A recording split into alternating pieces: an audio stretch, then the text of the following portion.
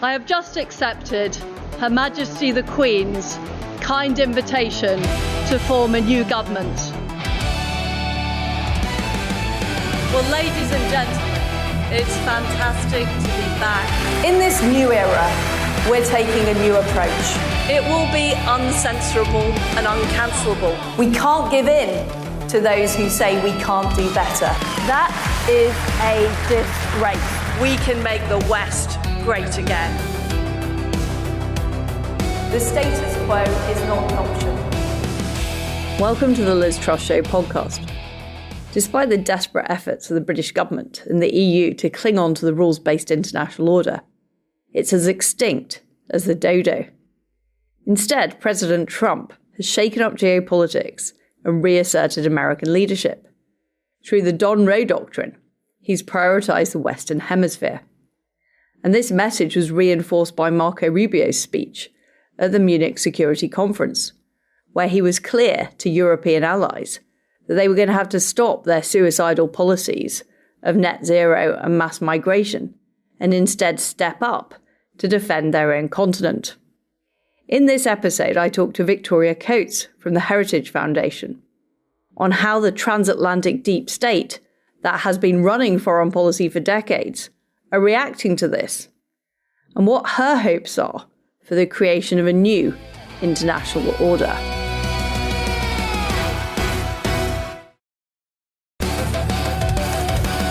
It's fantastic to be joined by Victoria Coates of the Heritage Foundation. Over the last few months, we've seen major announcements on Trump's foreign policy. What do you think the next thing we are about to see is? Well, it's wonderful to be with you too. And I think what we're going to see coming up in the next few months is primarily going to be a continuation of what we have seen. I think you're going to see this unprecedented focus on the Western Hemisphere. We have a number of significant conferences and engagements on Western Hem in Florida in March. And then you're also going to see, I think, a dramatic escalation of the situation in Cuba. So as Venezuela begins to stabilize, the people of Venezuela begin to see their industries start up again, their commerce with the world start up, and Cuba is contracting. I mean, they had to go to electric tricycles today because they have no oil for their cars, and they're shutting down their industries. They can't host flights anymore. So if we get a major change in Cuba over the course of the next few months, I think that is going to be a huge good thing for the United States. So we could see a free Cuba within the next year. I think that would just be great. If you think about it from our perspective as the United States, our most severe threat during the Cold War came from Cuba. The Cuban Missile Crisis in 1962 was the closest we got to a nuclear confrontation with the Soviets. And that happened 90 miles off the shores of Florida. And so we've just been living with that for the last 70 years. It's really an intolerable threat, in my opinion. And if the island has been so mismanaged that it can't be fixed at this point, there has to be a major change. That would be really good for the United States. And of course, we've seen the emergence of the so-called Don Roe doctrine, which is about the Western Hemisphere and the focus on those countries that are close in geographical proximity to the United States. What is President Trump going to do about Canada? Well, that's another very interesting question. We've been having a lot of conversations with Canadian counterparts about particularly Arctic security. And this is why President Trump is so interested in Greenland and needs more out of Canada. Canada has something like 4 Arctic bases at this point, which is a pittance compared to what Russia has, a pittance compared to what the United States has. They need to be doing more. They are the most exposed on the Arctic. And so I think you're going to have the president be quite tough with Canada in terms of the new negotiations that are going on for the new trade deal, which my understanding is going to be more 2 bilateral trade deals than trying to meld together Canada and Mexico, because they're 2 such different portfolios. And then finally, we're going to have to deal with the issue of the Gordie Howe Bridge connecting the United States and Canada, and how that's going to be managed, how we get to use it, because this is why, to go back to the southern Western Hem, this is why the Panama Canal is such an important issue. We become dependent on this infrastructure in another country, and then if we can't control it, we have a big security vulnerability. And so I think the president wants to get that teased out now, rather than have a pickup game like we have in Canada. Can you see more tariff threats being put on Canada? Well, certainly, that has been an effective tool for President Trump in the second term. He has certainly shown himself willing to then enter into negotiations and make deals, notably with India, which is the one I'm the happiest about. I think that is actually our best path toward curbing Putin's behavior. We can get into that if you want, and hopefully getting towards an end to the Ukraine war. But in terms of Canada, they are, we need them for a lot, but they need us too. And it has not been a two-way street for a long time.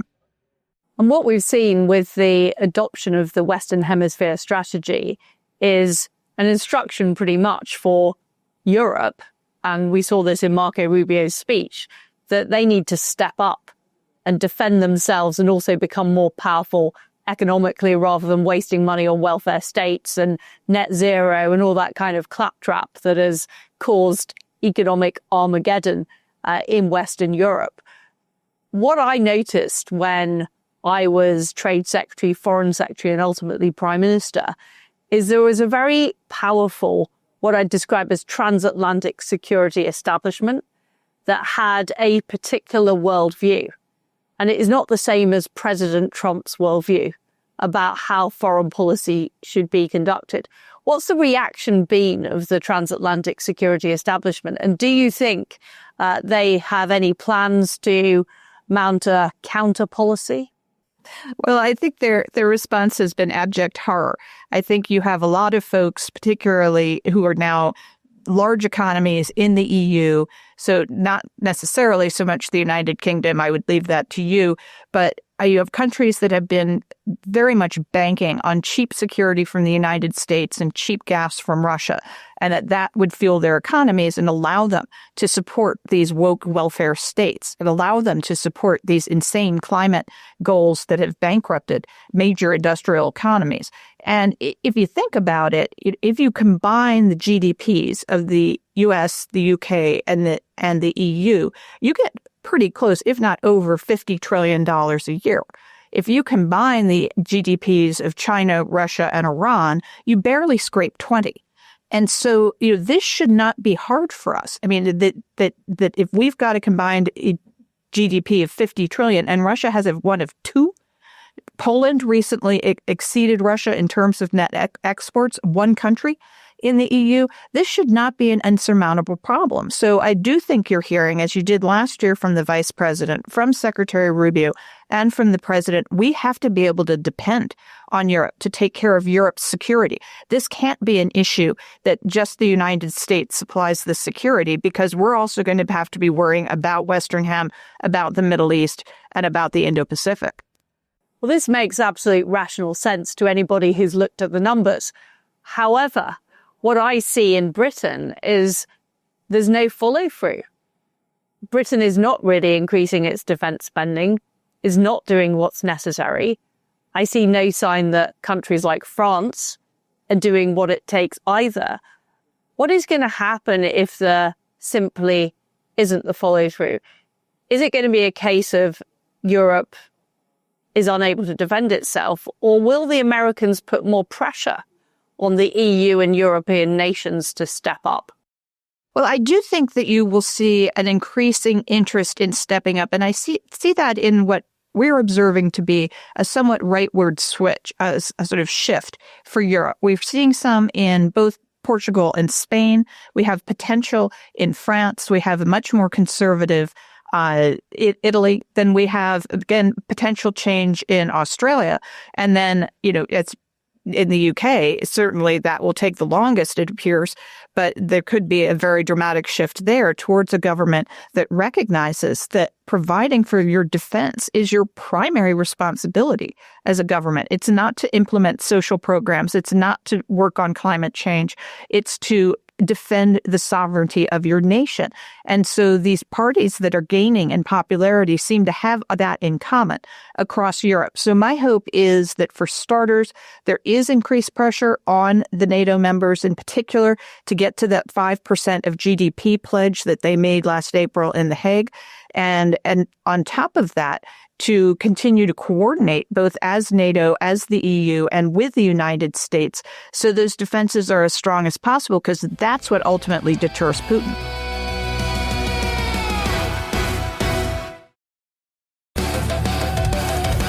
I mean, you rightly say that populism is on the rise in Europe, but nevertheless, in charge of the major countries, you have Keir Starmer, who is a socialist, you have Macron, who is very left-wing and woke, you have Chancellor Merz, who's not really taken on the German establishment. And of course, you have the overlay of the EU, which has promoted these policies over decades and is unelected and unaccountable. And there might be a wait for the populist revolution that we all hope to see.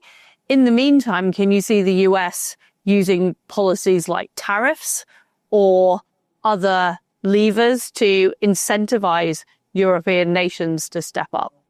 Oh, I think so. And particularly in terms of NATO, I think you could see the United States make some additional demands on NATO in terms of when member countries make their 5%, how they then can participate, in leadership positions in NATO, that there should be penalties, in other words, for not making those pledges. You can't just go to a cocktail party in The Hague and say, oh, yes, we're going to make 5%. And then lo and behold, it's 10 years later and you're still at 2. No, I mean, that's what I think President Trump is not going to countenance. So we're going to have those expenditures start. He has proposed a $1.5 trillion defense budget for the United States next year. We at Heritage are very engaged with UK defense colleagues on how we are going to recommend that money be spent. We would like to see the UK, I agree that probably will need different leadership, but we want them to see what we're doing so when the time comes, they can produce defenses that will mirror ours and be coordinated with ours. I mean, one country where we have seen a major shift is Japan, with the newly elected Prime Minister Sanai Takaichi, who is taking a much firmer line on defense, and I believe could even change Japan's historic position. Is Japan becoming a more important ally for the US? Japan is critical. And as we look at the world as Heritage, I mean, we see the UK as our key partner in Europe. We see Israel as our key partner in the Middle East, and we see Japan as our key partner in the Indo-Pacific. And it's not that we don't have other excellent partners and allies in all three of those theaters, but the three countries stand out because of this coordination, because of the intelligence sharing, because of the tech partnership between us. And so Prime Minister Takaichi is a breath of fresh air in the region. She is utterly unafraid of communist China, which I think is the best medicine for them. And, she really is stepping up in the tradition of her mentor, Prime Minister Abe, who started the reforms to Japan's constitution that would allow them to rearm for the first time since World War II. And I think it is high time for that to happen. They are now a great and good U.S. ally. It's one of the great, wonderful stories over the course of the last 80 years that change from deadly enemy to great ally. And we should capitalize on it and make the most of it. I very strongly agree with that, because China remains the biggest threat. And how do you assess what China is planning to do in the next few years and what President Trump is going to do to thwart that? Well, China has gone about weaponizing everything from doorbells to fishing boats. They're swarming these crazy fishing boats off the coast of Peru. There is no reason for them to be doing anything off the coast of Peru. They have no natural interests there. They just want to get a toehold into our hemisphere. And so I think we have to recognize that they are not a good partner. They exist. They are a major power. We're going to have to deal with them on some level. And everyone wants to avoid war. The economic pain that would be caused by a conflict between China and the United States would be global, and it would be depression. And if that happens, the minute that war starts, it happens. And so you really want to prevent the war in the first place. So I think that's one reason you have President Trump proposing that $1.5 trillion defense budget for the United States. And I think it's another reason that they're focusing so hard on reducing our vulnerabilities to China. So we just announced Project Vault, which will be a stockpile of rare earth materials, those things we need for all of our modern high-tech manufacturing. 70% of those minerals are extracted in China right now, and 90% of them are processed in China. That's intolerable. That has to change. So I think that combination of reducing China's leverage over us while we increase our preparedness, our deterrence, is the key way to manage China over the next 10, 15 years. And you said that Japan is stepping up under the leadership of Prime Minister Takaichi. Which other countries in the Asia-Pacific region need to step up in order to deter China? Well, quite frankly, all of them do. But one place we're seeing some very welcome increases are in both New Zealand and Australia. And they're both increasing their defense budgets. We're looking at ways we can have a more integrated defense. That they would be hopefully NATO compliant so that all of our militaries can operate. And so that is a very interesting change. And then we also need to see an increased engagement from India. And this is maybe the biggest both challenge and opportunity for all of our countries who are operating in this region, the world's largest democracy, and unfortunately, one of the world's largest purchasers of Russian oil over the course of the last 4 years. It's really a shocking, untold story that when President Trump left office in 2021, they were at about 3-4% of their imports came from Russia. It's now over 35%. And that happened during the Ukraine war at the behest of the Biden administration that told Prime Minister Modi they weren't going to export any more natural gas to him. They weren't going to increase that he should buy the Russian molecules so that we didn't have a shock to energy prices. And so essentially what you have, because this is an EU loophole, is you have India buying Russian crude, refining it, and then they are permitted under the EU charter to sell that into Europe as Indian gas for cars. And that's what's been happening. And of course, it makes all the sense in the world in terms of economics for India. It's cheap, it's easy, it's profits, but it's also fueling the war in Europe. And so that's where President Trump's really been focused with Prime Minister Modi. They've announced those have started to be reduced, and then would also like to work with India on getting off of their sort of legacy Soviet military systems so they can build up in conjunction with our partners and allies in a military system that will be able to counter China.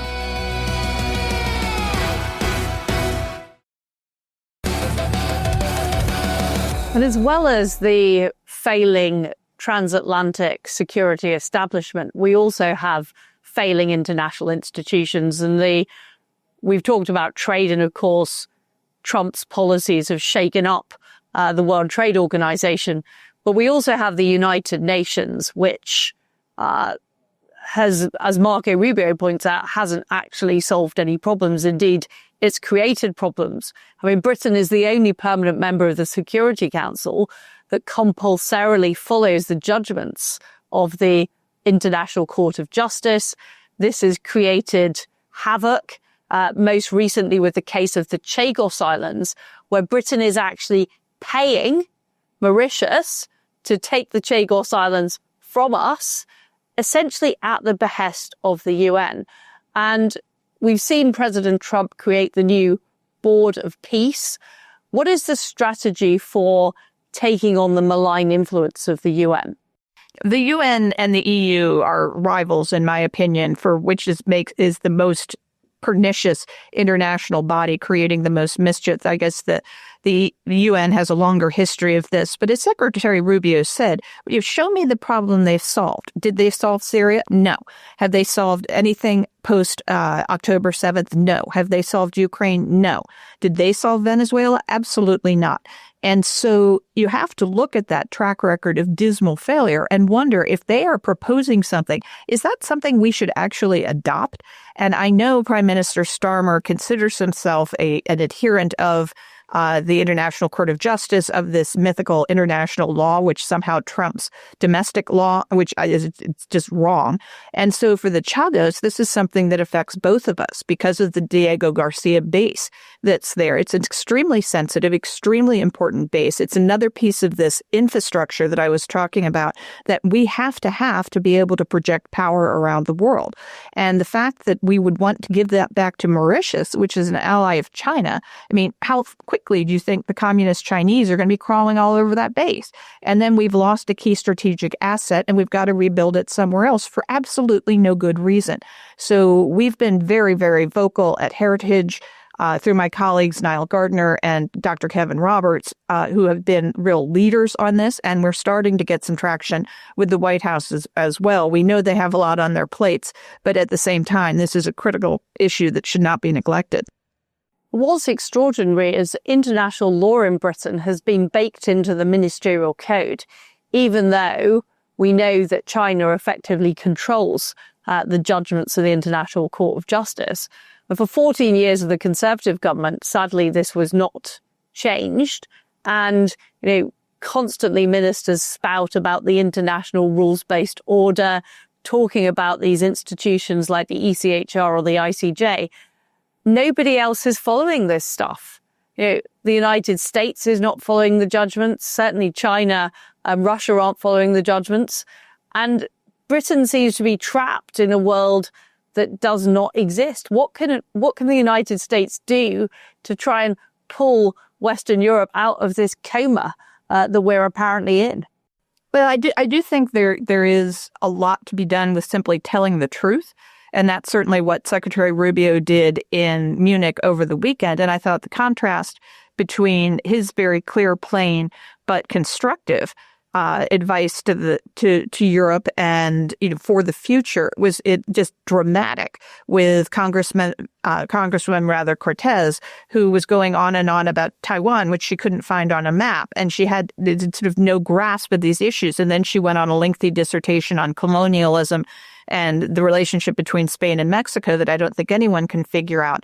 And then Gavin Newsom, who was on a whole crusade to get us back into the Green New Deal and the crazy climate policies that are bankrupting California. And so that is absolutely the wrong message to Europe, that the United States will somehow accommodate or even imitate the climate fantasies that have been so damaging and the social policies that have been so damaging, versus Secretary Rubio saying, look, we need Europe. We need Europe to get rid of those woke policies, reform economically, and, yes, attend to their own defenses. And then we can have another golden age. We won't just be managing the decline anymore.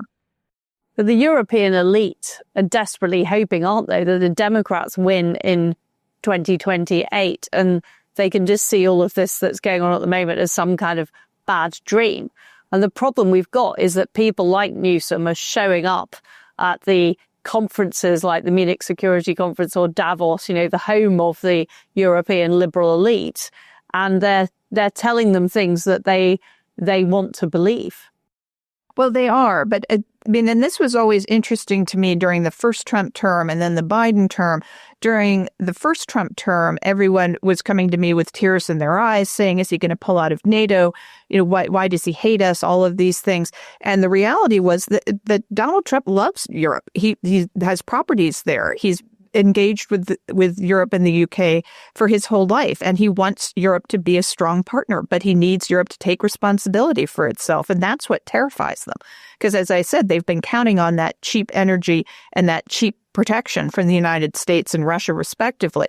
And so that has to end. But what was interesting then during the Biden administration, which was very much what those elites wanted, it didn't work very well. We had a massive invasion in Europe. We had the biggest war since World War II. We had spiking electricity costs and all sorts of bad problems.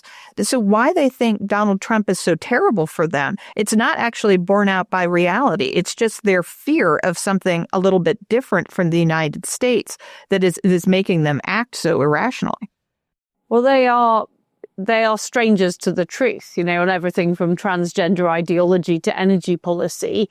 They're not really interested in what is true. And The thing I would add about Biden is, of course, the disaster zone in the Middle East after his appeasement of Iran. It again created huge problems that Europe ended up suffering from. But what needs to happen in Europe is we need governments in power who want to make Europe great again. We need to follow the example of the Trump revolution. Thank you so much, Victoria, for coming on the Liz Truss Show. It's been fantastic to have you on. And I think we're in for some very interesting developments in foreign policy over the next few months. Well, Liz, thank you so much for having me on, and it's always great to talk to you. We look forward to welcoming you back to Heritage. As Victoria says, President Trump has brought much needed clarity to American foreign policy. A stark contrast to the drift and decline and confusion that we saw under President Biden. And while some American allies like Japan are stepping up under the leadership of Prime Minister Takaichi, many other parts of the world are still in denial about what's changed. The fact is, the international institutions don't work anymore. The so-called international law that Keir Starmer is so keen on is not being followed by our adversaries. And we have institutions like the United Nations that do no longer serve a purpose and need to be taken on. For more analysis on what needs to change, read my book, 10 Years to Save the West, also available as an audiobook. Please subscribe to The Liz Truss Show on YouTube, on Spotify, and on Apple Podcasts. Thank you so much for tuning in.